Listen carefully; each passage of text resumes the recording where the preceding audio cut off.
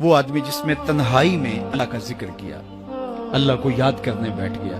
کوئی دیکھنے والا نہیں تھا، وہ تنہا تھا، حجرے میں تھا، اپنے بند کمرے میں تھا، اپنے رب کو یاد کیا، اللہ کی یاد کرتے کرتے اس کی آنکھوں سے آنسو ٹپکنے لگے، اس کی آنکھیں آنسوؤں کا خراج دینے لگی۔ تو میرے اور آپ کے آقا و مولا نے فرمایا کہ یہ آنسو اتنے قیمتی ہیں، ان آنسوؤں کے بدلے میں قیامت کے دن اسے عرش الہی کا سایہ نصیب ہوگا،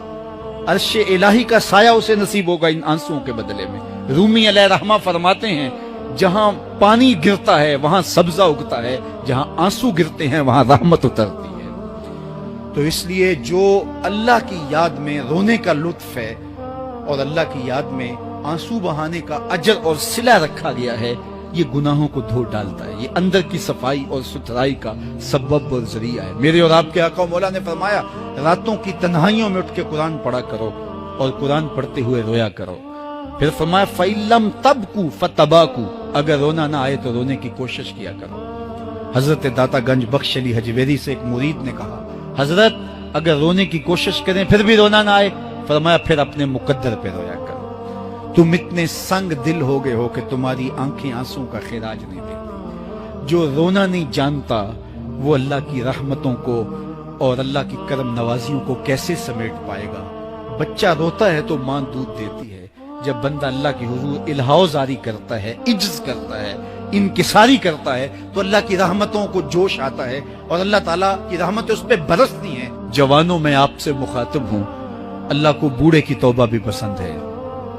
اللہ کو ہر ایک شخص کی توبہ پسند ہے، لیکن یہ بات ذہن میں رکھو کہ میرے اللہ کو جوان کی توبہ بہت زیادہ پسند ہے۔ میرے اور آپ کے آقا و مولا نے فرمایا انا حبیب اللہ، میں اللہ کا حبیب ہوں۔ کتنا بڑا اعزاز ہے جو میرے حضور کا ہے، لیکن ایک دوسرے مقام پہ ارشاد فرمایا الشاب التائب حبیب اللہ، سن لو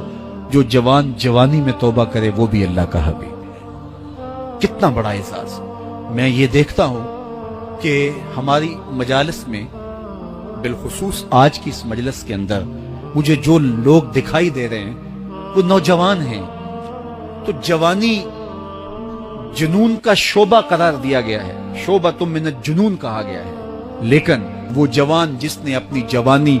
اللہ کی یاد میں گزاری، اللہ کے ذکر میں گزاری۔ جوانوں عبادت کی لذت بھی جوانی میں ہے، اگرچہ جوانی مستانی ہوتی ہے،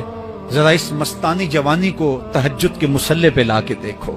کیا مستی چڑھتی ہے سجدوں کے اندر، کیا لطف ہے قیام کے اندر، کیا سکون ہے رکوع کے اندر۔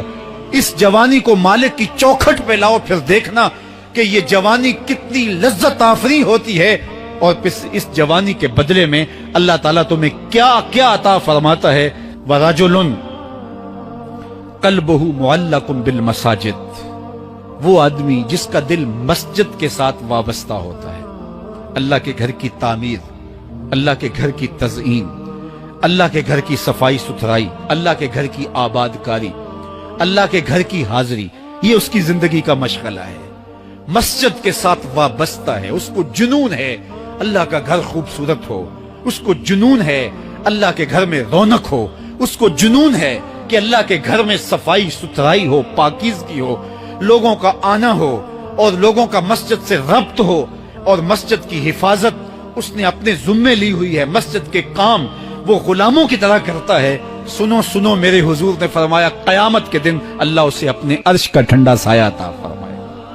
فرمایا کچھ لوگ مسجدوں کی میخیں ہوتی ہیں، جس طرح لکڑی میں کیل ٹھک جاتا ہے وہ بھی مسجد میں یوں ٹھک جاتے ہیں، جب بھی تلاش کرو مسجد میں ملیں گے۔ فرمایا جب وہ بیمار پڑ جاتے ہیں اللہ کے فرشتے ان کے گھر میں حال پوچھنے جاتے ہیں۔ یارو جوانی کے ایام میں مسجدوں کے ساتھ اپنے آپ کو وابستہ کرو، مسجدوں کی صفائی بھی اپنے معمولات میں شامل کرو۔ جس طرح آپ اپنے معمولات بتاتے ہیں کہ ویکینڈ پہ میں یہ کرتا ہوں، روزانہ کی میری جو ہے وہ ترتیب یہ ہے، مہینے کے بعد ایک مرتبہ یہ تفصیلی کام کرتا ہوں، اپنی زندگی میں مہینے بعد، 8 دن بعد، یا جب آپ کو فرصت ہو مسجد کی صفائی کا اپنے اوپر ذمہ لو۔ کسی بھی مسجد میں چلے جاؤ، اس کو صاف کرو۔ جب تم اللہ کے گھر کو دھو گے اللہ تمہارے دل کو دھو دے گا، تمہارے دل کو اللہ پاک کر دے گا۔ تو یہ مسجدیں کعبۃ اللہ کی بیٹیاں ہیں، اللہ تعالیٰ نے مسجدوں کے ذریعے زینت دی ہے زمین کو،